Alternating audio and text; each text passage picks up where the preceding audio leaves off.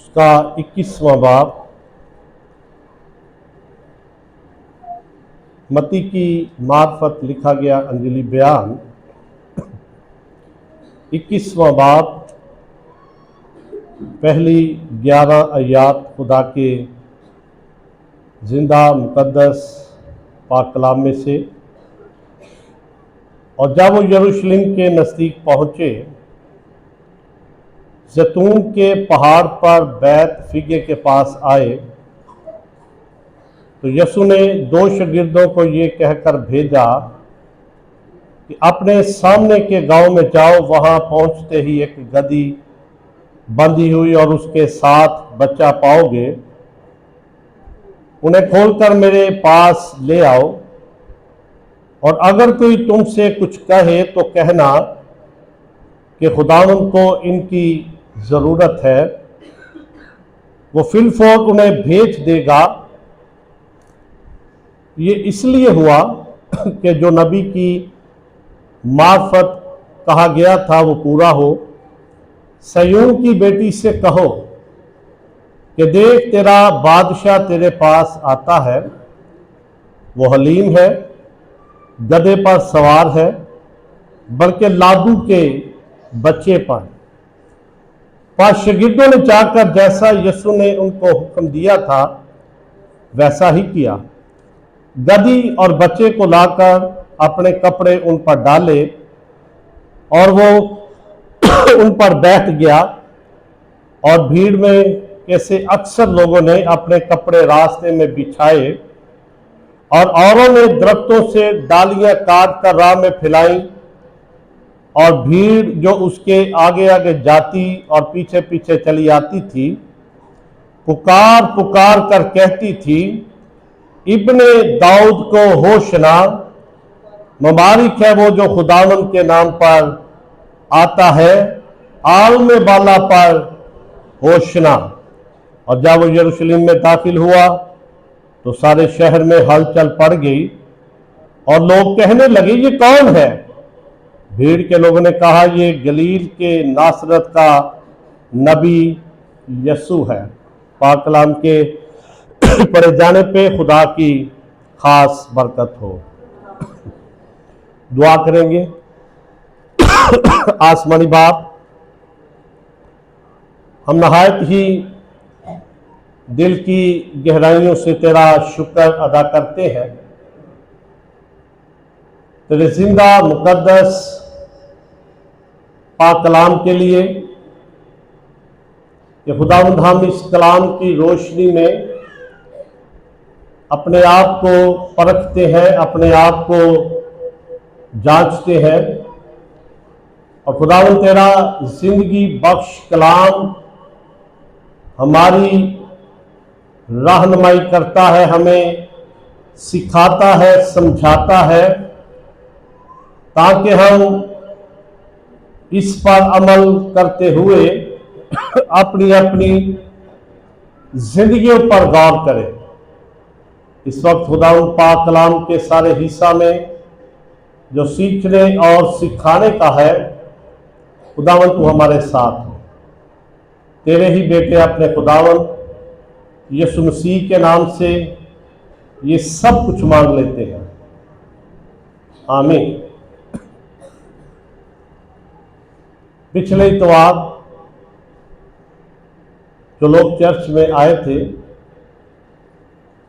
मैंने नहमिया की किताब के पहले बाब में से खुदा के कलाम को बयान किया, जिसमें मैंने बताया था कि नहमिया ने जो अरतक्षशिता बादशाह का साकी था, असीरी जो 70 साल के लिए थी, जब वो खत्म हुई तो उसका लिंक दानियल नबी के सहीफे 9वें और 10वें बाब के साथ है। जो लोग पिछले दिनों आते रहे, ये सारा सिलसिला जो खुदा के कलाम में से, और फिर हम पाम संडे तक पहुंचते हैं। मैंने बताया था कि दानियल नबी की जो दुआ है जिसे डैनियल प्रेयर कहते हैं, पूरी दुनिया के अंदर दानियल का 3 हफ्तों का रोजा 21 दिन का जो बनता है, वो बड़ा अहम 21 दिन का रोजा है।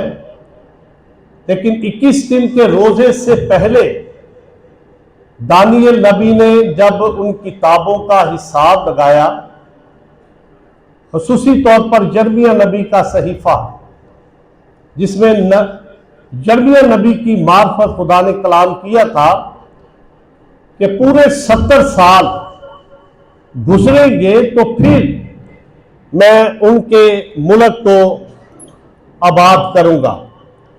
वो मुल्क जो उजाड़ बन गया, जिसमें वीरानी आ गई, और 70 साल के बाद खुदा ने कहा था कि एक ऐसा बादशाह बर्पा होगा जिसका नाम खोरस बादशाह होगा, और खोरस बादशाह को मादियों और फारसियों की हुकूमत मिलेगी खुदा के कलाम के मुताबिक।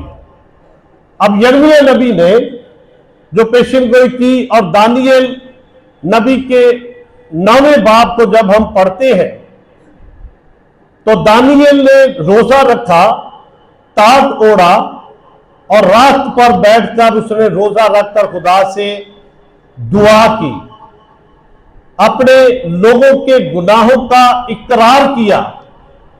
उसने कहा कि हमारे बाप दादा ने गुनाह किया, सरकशी की, बगावत की, लेकिन तू माफ करने वाला खुदा है। और शाम की कुर्बानी के वक्त जब्राइल फरिश्ता आया, उसने दानियल को हलाया, टच किया और कहा कि होश कर, तेरी दुआ जब तूने शुरू की, हुक्म सादर हुआ कि जाकर दानियल को इस रोया के बारे में समझा। उसे बताया गया कि बद किरदारी का खात्मा होगा, गुनाहों का कफारा दिया जाएगा, और मुकद्दस मकाम जो है वो बहाल किया जाएगा, और ममसू कत्ल किया जाएगा।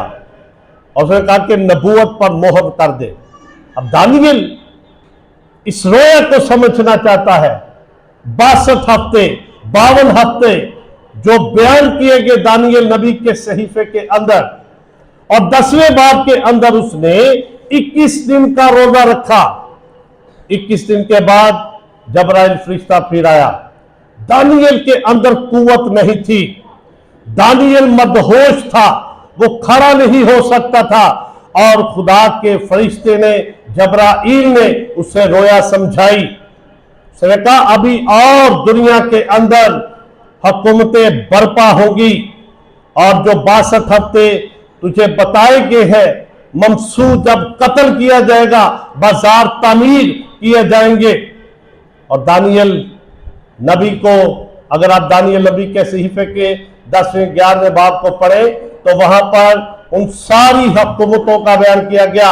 मादी और फारसियों की हुकूमत आ चुकी थी। इसके बाद उसने कहा कि सिकंदर आजम की हुकूमत जो दुनिया के अंदर आएगी, उसके बाद उसके 4 जर्नैलों की हुकूमत, और उसके बाद फिर दुनिया के अंदर रोम की हुकूमत बर्पा होगी, और रोम की हुकूमत के अंदर ममसू जो है, फरमारवा जो है, वो कत्ल किया जाएगा। और फिर जब ये लोग यरूशलेम के अंदर पहुंचे तो इनका अपना कोई बादशाह नहीं था। जब हम जकरिया नबी का सहीफा उसका 9वां बाब पढ़ते हैं तो वहां पे लिखा है कि कुल कबाइल बिलखुसूस इस्राएल की आंखें खुदावन की तरफ लगी है, क्योंकि उनका कोई बादशाह नहीं। उनका मुल्क जो दुनिया के अंदर एक जबरदस्त मुल्क था, उसे सूबा बनाया गया, और वो परेशान थे। और जकरिया की मार्फत खुदा ने कलाम किया, जकरिया को उनके पास भेजा और जकरिया उनको पैगाम दिया कि दुनिया के अंदर जितनी सल्तनतें हैं, जिसमें शाम की सल्तनत का बयान किया गया, जिसमें सूरसेदा की सल्तनत के बारे में बयान किया गया, जिसमें फलस्तीन की सल्तनत के बारे में बयान किया गया कि उसके शहरों को आग से जला दिया जाएगा, उनके बादशाह खत्म हो जाएंगे, लेकिन बिनते सय्योन तो खूब ललकार कि देख तेरा बादशाह तेरे पास आता है। पेशगोई की गई कि तुम्हें बादशाह मिलेगा। अब जो हकीकी तौर पर उनका बादशाह था वो खुदा था।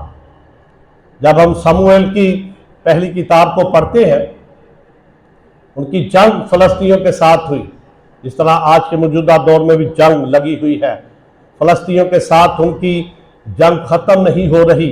उस वक्त भी इसराइलियों की जंग फलस्तीनियों के साथ हुई, उनको मार पड़ी और वापस आए। उन्होंने फैसला किया कि हम अहद का संदूक जंग के अंदर लेकर जाएंगे। अहद का संदूक छीन गया और मार पड़ी। उन्होंने शमूएल नबी से कहा कि दूसरी कौमों की तरह हमारा भी बादशाह होना चाहिए, जो हमारे आगे आगे चले, हमारे लिए जंग करे। शमूएल नबी को अच्छा नहीं लगा, कहा खुदा तुम्हारा बादशाह है। उन्होंने कहा जी हमें बादशाह चाहिए। अब खुदा उनको उस जगह पर ले आया। अब फिर वो बादशाह की डिमांड करते हैं कि हमारा बादशाह दूसरी कौमों की तरह होना चाहिए। रोम की हुकूमत थी, कैसर जूलियस उनका बादशाह था और वो चाहते थे कि उनका बादशाह उनके लिए आए। और उन्हें मालूम था कि नबी की मार्फत कलाम किया गया। और जो हवाला मैंने आपकी खिदमत में पढ़ा, इसमें बड़े वाज़ेह तौर पर बयान किया गया है। ये इसलिए हुआ, चौथी आयत में थे, जो नबी की मार्फत कहा गया था कि पूरा हो। सय्योन की बेटी से कहो कि देख तेरा बादशाह तेरे पास आता है, वो हलीम है, गधे पर सवार है, बल्कि लादू के बच्चे पर सवार है। अब ये बादशाह जो दुनिया के अंदर आया, जब हम चारों अनाची का मुताला करते हैं, खुदा यीशु मसीह यरूशलेम में आए।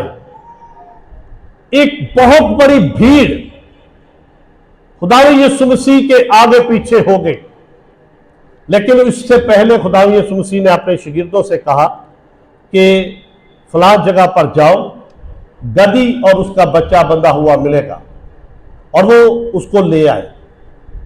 अब जब गधे की बात की जाती है, मुल्क पाकिस्तान के अंदर गधा एक हकीर जानवर है। हमारी नस्ल में ये कोई अच्छा जानवर नहीं है, बड़ी हकारत से इस जानवर को देखा जाता है। लेकिन जब हम बात करते हैं मुल्क कनान की, मुल्क कनान के अंदर गधा जो था ये सुलह और सलामती की अलामत थी, शहजादों की सवारी थी। ये शहजादे और बादशाह गधे पर सफर किया करते थे। जब हम क़ज़ात की किताब में काजियों का दौर पढ़ते हैं, काजियों के दौर में, वहां पे हमें एक काजी का बयान मिलता है जिसका नाम यायर जलादी था। खुदा का कलाम बयान करता है कि उसके 30 बेटे थे और 30 गधों पर बैठकर अपने अपने इलाके में जाकर लोगों का इंसाफ करते थे। और ये यायर जलादी जो बादशाह था, उसके 30 बेटे थे जो शहजादे थे, और वो गधों पर सफर करते थे। और फिर मैंने बयान किया कि गधा जो है ये सुलह और सलामती की अलामत उस इलाके के अंदर समझा जाता था। खुदा के जिंदा मुकद्दस पाक कलाम में हम अबीसलूम के बारे में पढ़ते हैं, जो दाऊद का बेटा था, और अबीसलूम ने अपने बाप के खिलाफ बगावत की, अपने बाप की सल्तनत को हिला के रख दिया। उसकी वजह क्या थी? अबीसलोम की बहन जिसका नाम तमर था और उसका सौतेला भाई अमनोन अपनी सौतेली बहन को पसंद करता था और उसने उसके साथ ज्यादती की। और अबीसलोम चाहता था कि उसका बाप दाऊद इंसाफ करे, लेकिन उसने कुछ ना किया। और उसने क्या किया, उसने अपने बाप के खिलाफ बगावत की। उसके मशीर को जिसका नाम अतिलफुल था उसको अपने साथ मिला लिया और बगावत कर दी। एक वक्त आया उसकी बगावत को कुचल दिया गया। अब अखितफुल जो था उसे मालूम हो गया कि अब दाऊद बादशाह उसे नहीं छोड़ेगा। उसने अपने खानदान का बंदोबस्त किया और उसने गधा लिया, गधे के ऊपर सवार हुआ और बादशाह के सामने पहुंच गया कि मैं सुलह चाहता हूं, मैं सलामती चाहता हूं। और जब खुदावंद यीशु मसीह ने अपने शागिर्दों से कहा कि फलां जगह पर जाकर गधा और गधी और उसका बच्चा तुम्हें मिलेगा, उसे खोलकर मेरे पास ले आओ। खुदावंद यीशु मसीह गधे के ऊपर बैठ के, और यहां पे मत्ती बड़े वाज़ेह तौर पर बयान करता है कि वो हलीम है, गधे पर सवार है, बल्कि लादू के बच्चे पर। यह हिंदी जुबान का लफ्ज है लादू, जिसका मतलब है एक ऐसा जानवर जिसने अपनी मां का दूध छोड़ा हो और उसने चारा खाना शुरू किया और वो इस काबिल हो के उस पर बैठा जा सके। और खुदा यीशु मसीह गधे के बच्चे पर, लादू के बच्चे पर सवार हुआ और यरूशलेम के अंदर दाखिल होने के लिए चल पड़ा। इस बात की अलामत की कि खुदावंद यीशु मसीह सुलह और सलामती का शहजादा है। अब इतना हजूम कैसे खुदावंद यीशु मसीह के पीछे आ गया? इससे पहले भी खुदावंद यीशु मसीह दाखिल होते थे यरूशलेम में, ईद फसह मनाने के लिए जाते थे। जब हम यूहन्ना की अंजील और उसके 12वें बाब को पढ़ते हैं तो वहां पर 9वीं आयत से हमें मिलता है कि खुदावंद यीशु मसीह ने एक बहुत बड़ा मौजूदा किया। और वो मौजूदा ये था कि उसने लाजर को जिंदा किया। ये कोई बड़ी बात तो नहीं थी,